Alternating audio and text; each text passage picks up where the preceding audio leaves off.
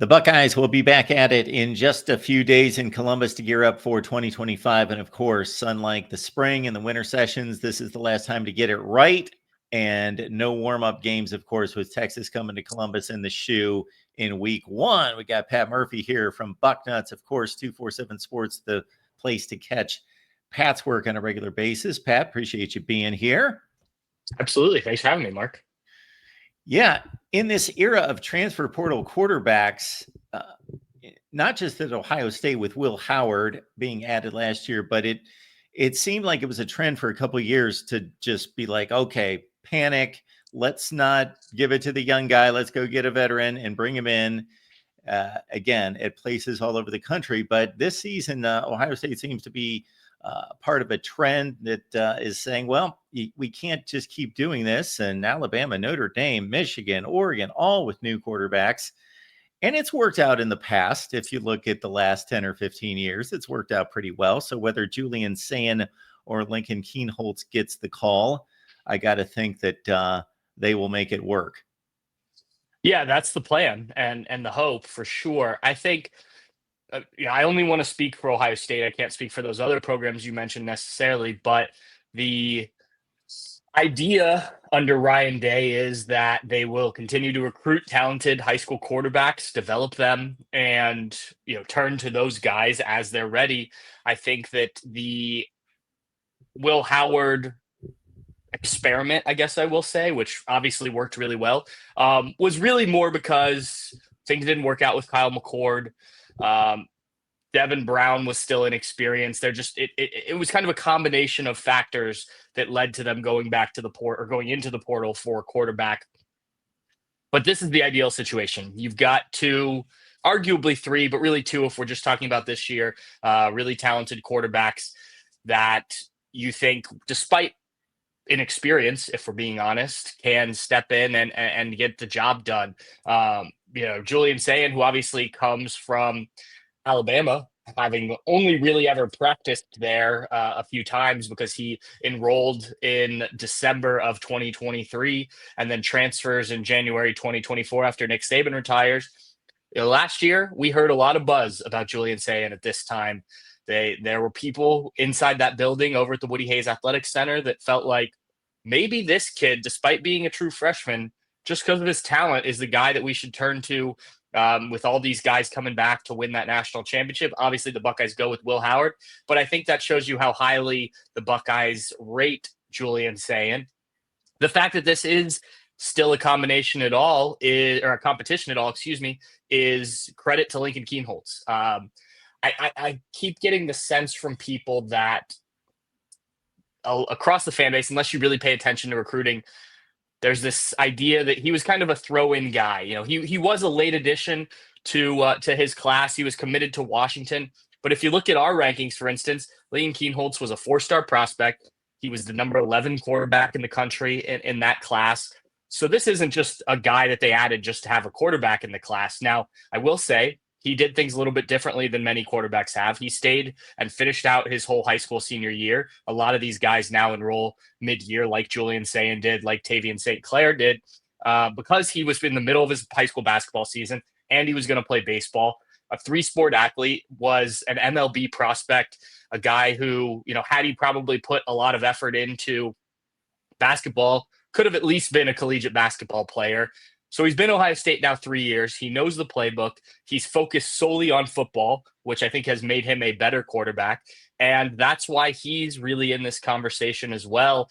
He has improved. And I think a lot of times, especially with the transfer portal these days, we forget about improvement and development, right? It's like, oh, well, if this guy's not ready, go get the guy that is. Well, sometimes players can get better from year to year. And look, the Buckeye fans' last real image of Lincoln Kienholz before that spring game was the Cotton Bowl in 2023, and it didn't go well, as we know. So I understand maybe some reservations, but this, from my understanding, is a real quarterback battle. And then you've got Tavian St. Clair, who Ryan Day said is sort of on the outside of that group just because he doesn't have any experience at this level. And certainly a prospect for the future, a player they're very excited about. But that's kind of the breakdown of the situation as we head into fall camp. Lincoln Keenholz, I think at points during spring practice, people were like, maybe he is going to be the guy. Julian saying finish strong. I think the big thing for Julian is going to be consistency. Can can your highs and lows be more just flat line and you be a solid quarterback? Because as we've seen with Will Howard and others, really, you don't need necessarily a superstar to be successful with Ohio State. Now, if you have that, that's great, but you just need a guy who can go out there and get the job done with all the weapons around, not turn the ball over, those type of things. And I think the Buckeyes are pretty confident that either way that they go, they've got that. It's just a matter of deciding which one earns the right to be the starting quarterback for this team. Yeah, Pat, I don't know if I was just listening to the wrong people, meaning our viewers and callers and the talk that's out there that just basically anointed Julian Sayin the job, it seems, for most of the offseason, where I was not turning to the actual guy that made the decision, will make the decision, because that's where it lies. But he had to remind everyone at Big Ten Media Days that it is a competition. And then suddenly I hear the name Lincoln Keenholz being brought up again as it being a real quarterback battle. Yeah, and you are not alone in that. I think you talk to most Buckeye fans, that's their expectation. Look, and frankly, if I were betting on one guy over the other, I would probably say I would put my money on Julian Sayin.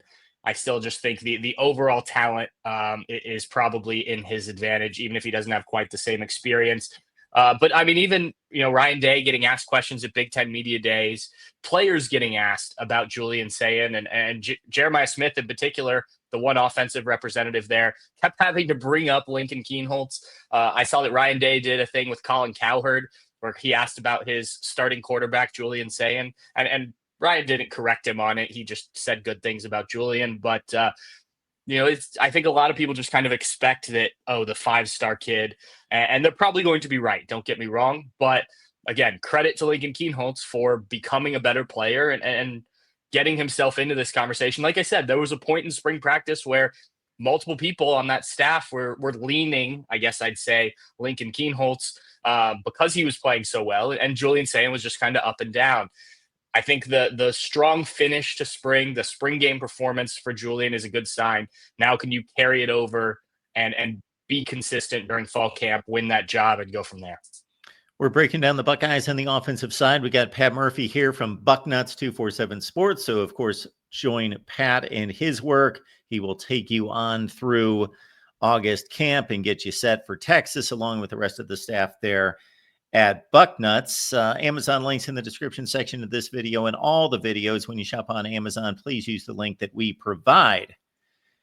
The running back position, I got to say that for me, there are concerns here. Not that these guys aren't talented, and with C.J. Donaldson, talent that's been proven at the major college level, of course, at West Virginia. But Quinshon Judkins and Travion Henderson were just so good, arguably the best tandem in the nation, that I just think there's an inevitable drop-off.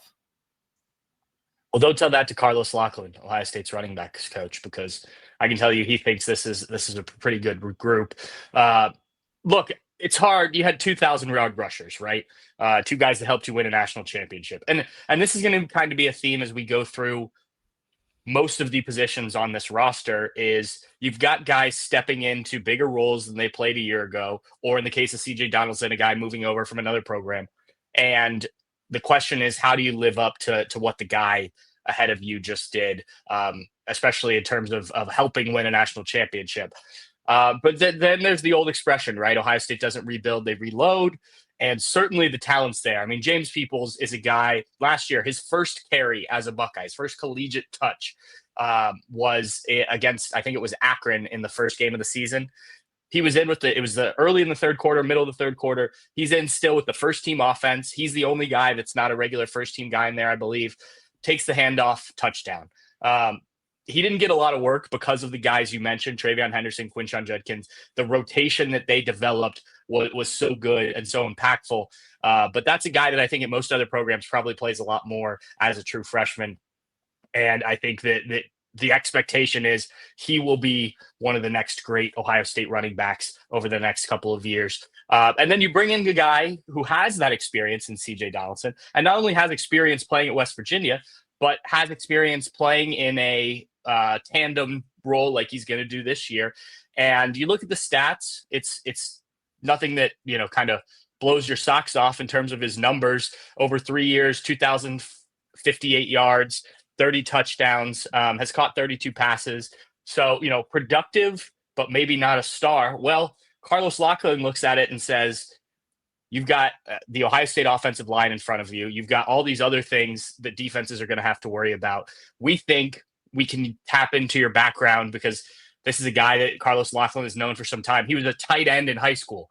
Okay, how can we use you more, use that abilities that you still have in you, use you in the passing game and then things like that. So they're kind of looking to unlock CJ Donaldson maybe a little bit more and exploit some of the things that maybe he didn't use as much at West Virginia.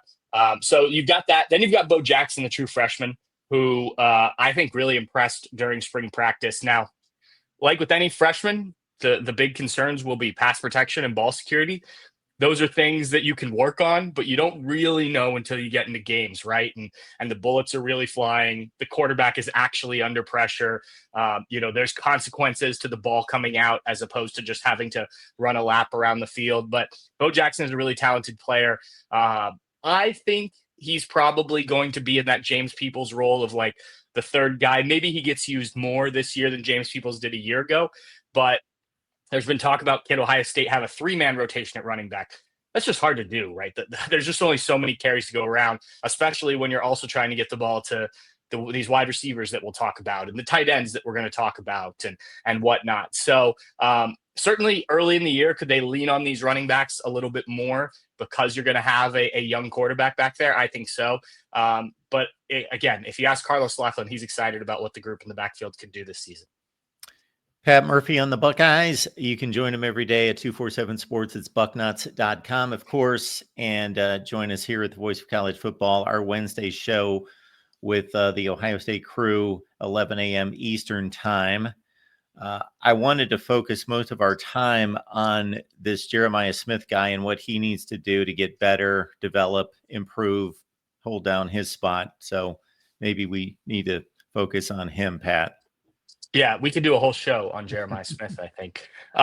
It's crazy. I was talking to some of our other Big Ten 247 outlets, specifically our Illinois guys, when we were at Big Ten Media Days, because Ohio State goes there this year. And one of the things they said was, like, we're just excited to see Jeremiah Smith play in person. Like, after seeing him, he's gotten bigger this offseason, which I didn't know was possible.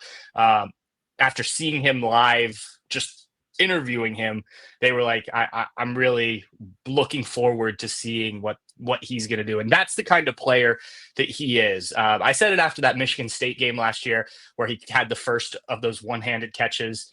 Like, not to tout Ohio State any more than they need to be, that's not my job. But if Jeremiah Smith is coming into your stadium, get excited. This is a guy who is just different. It's like when LeBron comes to town, or when Tom Brady, guys that you just want to see, Peyton Manning. And I know it's only been 1 year. And a year ago when we did this show, I was very much trying to pump the brakes on Jeremiah Smith. Ohio State's had a lot of great receivers, right? And most of them hadn't had big freshman seasons. Maybe the latter half of the freshman year, they started to come on. And then it was that sophomore year when Chris Olave, Garrett Wilson, Jackson Smith-Njigba, Marvin Harrison Jr., Emeka Egbuka, all those guys kind of came on in that second year. Jeremiah Smith, game one last year. You could see right away that he was going to be a big part of this Ohio State offense, and B, was going to make an impact. He had 6 catches for 92 yards against Akron and 2 touchdowns. That's his college debut. And I know you'll say it's Akron, people out there, but that's still a college program for a true freshman playing his first game in the first possible week to do it. This offseason, he has said it multiple times, the focus was just on getting better. He had to kind of navigate the growing fame throughout last season and into this offseason, which I think is kind of a challenge in and of itself. But he was focused on football and what can he do to get better. There were videos of him training down in South Florida, training with different guys. Obviously, he's worked with Ohio State. And what do you do to get better after you have not only one of the best freshman wide receiver seasons in Ohio State history, one of the best individual receiving seasons in Ohio State history. He's in the top, I want to say top 5 in single season receptions, yards, and touchdowns. I might be a little bit off there, but they're certainly all impressive numbers with 76 catches, 1,315 yards, and 15 receiving touchdowns. The last of which, in terms of the receptions, sealed the national championship. So I don't know what it looks like. I don't think anyone, if they tell you they know what a second season with Jeremiah Smith looks like, they're lying to you. But he's tried to get better. He's tried to work on those little things. He said last year he was just kind of playing off feel, but he thinks he can play faster this year because he understands the game more. Now, how do teams defend him? Is it that, they try what Texas did in the college football playoff semifinal and just let's cover him, let's put 2 guys on him, let's shade coverage that way, and if Ohio State's other receivers beat us, so be it. In that game, Carnell Tate benefited. That could be one way. Do they just, try and put your best corner on him and live with it and cover the rest of the Buckeyes? Maybe. So, yeah, it's not unrealistic to say Biletnikoff, Heisman Trophy finalist type of season for Jeremiah Smith. He is that good, and this is coming from someone who usually would not say that about a second-year player. Yeah, otherwise we might be talking more Carnell Tate. Yeah. But like you did mention, against Texas, he paid off as a second option that became the main option from a wide receiver standpoint. 52 catches, 4 touchdowns, and then Brandon Inniss. Much has been expected of him since he was recruited and signed, certainly. So that seems to be 1, 2, and 3. I would think that there needs to even be a 4th guy, even though typically 3 guys are on the field. And there's plenty of talent in Mylan Graham and Bryson Rogers and all sorts of guys to fill those other spots. So how do you think they're going to line up? Yeah, I think you've got it. I think it'll be Carnell Tate as the other wide receiver, or the wide receiver out wide, and Brandon Inniss at the slot. Bryson Rogers, I think, is someone interesting. He started the spring game, and I've been told you don't necessarily need to read into that in terms of anything, but it also wasn't because Brandon Innis's shoe was untied or something like that. He earned the right to play and start that game. I think week 1 against Texas, it'll be Brandon Inniss in the slot, but I think Bryson Rogers can certainly give you something different.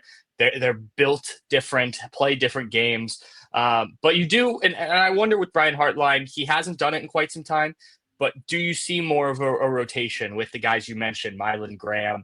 Quincy Porter is another one, a freshman who looked really good in the spring. Could he get some time in there? The thing with Brian Hartline has always been, if you're going to come on the field for somebody, you better be able to do everything that they can do. And that's pretty tough to do when you're talking about Ohio State's starting receivers. Carnell Tate, a guy who people, kind of said, was an afterthought last year behind Jeremiah Smith and Emeka Egbuka.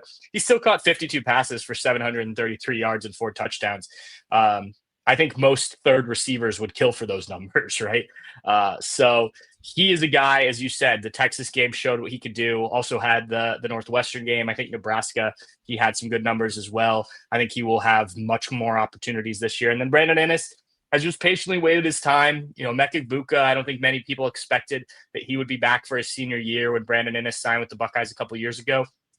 But Brandon Inniss has stuck with it, continued to get better. When he's had opportunities, he's made the most of them, including a couple times in the playoffs this past season. So this is his opportunity to shine. He's, depending on which service you look at, a 4 or 5-star kid coming out of high school and a guy that they've been excited about for a while. I think that's your probably main trio. And then you've got some of those other guys I mentioned.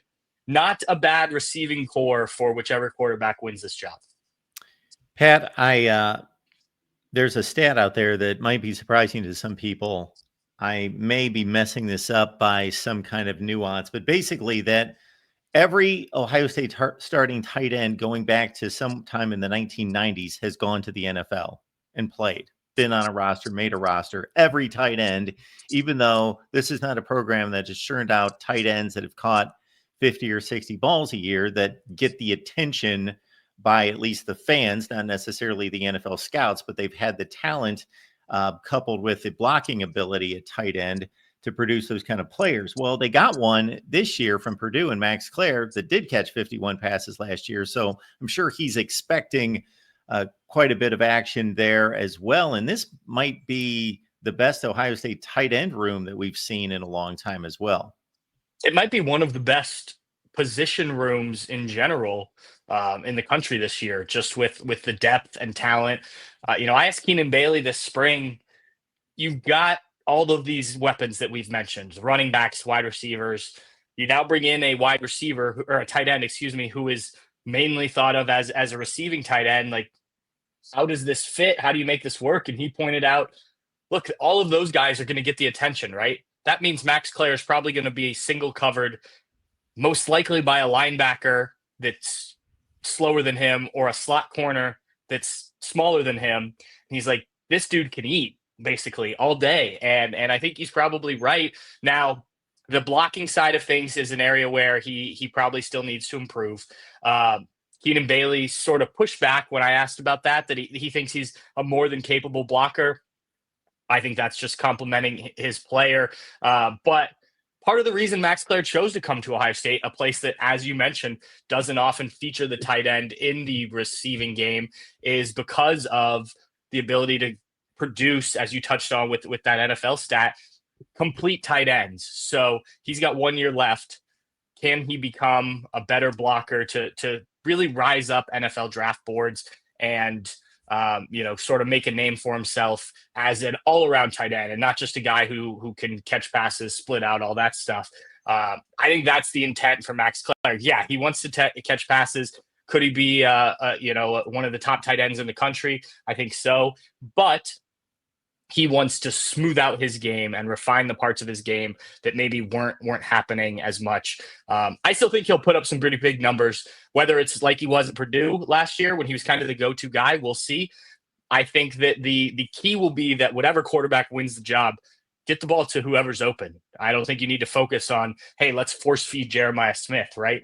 If Max Clare's open, get the ball to Max Clare. And then behind him, you've got Will Kazmarek returning, a guy who probably didn't get to show his full capabilities last year, got injured in that Oregon game, I think missed 4 games. So left some stuff on the field, but certainly one of the best blockers on the roster at that position. Bennett Christian, similarly built. Jelani Thurman is kind of more in the Max Clare mold, and we haven't seen a ton of it from him. Now going into his 3rd year, has had some catches. The most memorable, I forget who it was against last year, but he kind of bobbled it. It was a 4th down play, almost caught it like 4 times, ended up getting a 1st down for the Buckeyes. He's a guy that I think can benefit a lot from Max Clare in the room and continuing to, again, develop the blocking side of his game, because he was essentially a big wide receiver in high school. And then you've got some young guys as well. So like I said, a really deep room. I think you can mix and match. I know Keenan Bailey is very excited.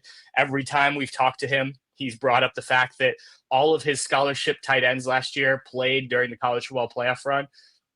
I've not pointed out to Keenan Bailey that some of that is because the Buckeyes got up really big in some of those games, and so they could bring in some of the backups. But also early in, I think it was the Rose Bowl, you had the Buckeyes in a short yard situation, and they had 4 tight ends on the field. And he likes to point out that Brian Hartline's talented wide receivers were all on the sidelines watching. So, it's a room that he's really excited about. Pat Murphy, Bucknuts, 247 Sports, breaking down Ohio State going to training camp on Thursday. And, of course, we're going to look at the offensive line. And this seems to be a position where when we approach August camp, typically going into each season, you just check the box with all the other positions on offense to say it's at least very good, if not great or elite. But the offensive line, there's some question marks. And that's what happens because there's cohesion, there's development that needs to be had at that position more than others. I guess the bad news would be they lose 3 offensive line starters, and 1 was a first-round draft pick, and 1 was an All-American center. I guess the good news would be they won a national championship without either one of those guys. So they patchworked it last year and made it happen. And they went and got the Rice transfer, Ethan Onianwa. I've said that about 50 times this offseason, and then I just botched it. But exactly. So the offensive line outlook. Yeah, I think also should mention that Justin Fry, who Got a lot of heat during his time at Ohio State, mostly for recruiting, but did put together that offensive line that faced a lot of injuries last year. Now is at the Arizona Cardinals. So they brought in Tyler Bowen, who's not only an offensive line coach, but spent the last few years at Virginia Tech as the offensive coordinator. So he will help Brian Hartline with the transition to being the play caller, along with Ryan Day and others. But in terms of this group, I think it's probably the most settled it's been in a few years coming into camp. There aren't a ton of questions. You've got Ethan Onianwa, who started off spring as a second-team guy, but by the end was the first-team left tackle. Luke Montgomery, who worked his way into that three-man guard rotation during the playoff run, was at left guard. Carson Hinsman, who took over for Seth McLaughlin, the Wilmington winner, after he tore his Achilles before the penultimate game of the regular season last year. He's at center. He started, remember, the 2023 season at center before they brought in Seth McLaughlin. Tegra Shabola, who was a consistent starter last year at right guard, is back at right guard. Then right tackle is kind of the only position that's maybe up in the air. And I don't even know if we should say that, because you left spring with Austin Siereveld at right tackle. Another transfer, Philip Daniels from Minnesota, was kind of thought maybe he'd win that job, but he was working with the second team. And Ryan Day was pretty frank that Austin Siereveld is going to start for this team at some position. So unless he moves back into one of the guard roles and you take out one of those guys and you maybe put Philip Daniels in at right tackle, it's a pretty set group, I think, which is good news for the Buckeyes. Again, young quarterback, an inexperienced running back. Helps to have an offensive line that's proven. Now, you do still need to build that chemistry. Not only are you bringing in Ethan Onianwa as a transfer from Rice, but you've got Luke Montgomery in there now full-time. You've got Austin Siereveld out at right tackle, position he hasn't really played. So, certainly need to continue to build that chemistry, but I think you feel a lot better about it than maybe you have in the past if you're a Buckeye fan. And Pat, you touched upon one of the most interesting and vital portions of all this, and it's not just running through the position groups. It's, of course, addressing the offensive coordinator role. And just a season ago, Ryan Day steps back. They bring in a grizzled veteran in Chip Kelly. Now he's gone off to the NFL. So Brian Hartline obviously has earned this assignment and this elevation, but they do a really smart thing. I think most people would agree in bringing in an experienced offensive coordinator at this level in Ryan Bowen. But then you also have Ryan Day as an experienced offensive mind, and you got these three kind of working together to a certain extent. Based on everything that's been said by these three guys during the offseason, do you get a feel for how this is going to work? Yeah, I mean, Brian Hartline is the guy when it comes to play calling and things on game day. He is the offensive coordinator in full force now. He's been the offensive coordinator 2 years ago, but Ryan Day called the plays. Then last year's co-offensive coordinator, as you mentioned, with Chip Kelly. Now this is his show. And I've been asked a lot about this offseason. And look, we won't know until we get into week one against Texas and see how Ohio State's offense looks. The only way to learn if you can call plays is to call plays, right? And maybe not everyone's first time is at Ohio State in what will probably be a top 3 game, but Brian Hartline's been prepared for this, if not just the last 2 years, maybe longer than that, but certainly the last 2 years, I guess is how I should frame it, as he's stepped into that offensive coordinator role. He's spent a lot of time learning other parts of offensive football than just, the pass game and the wide receivers.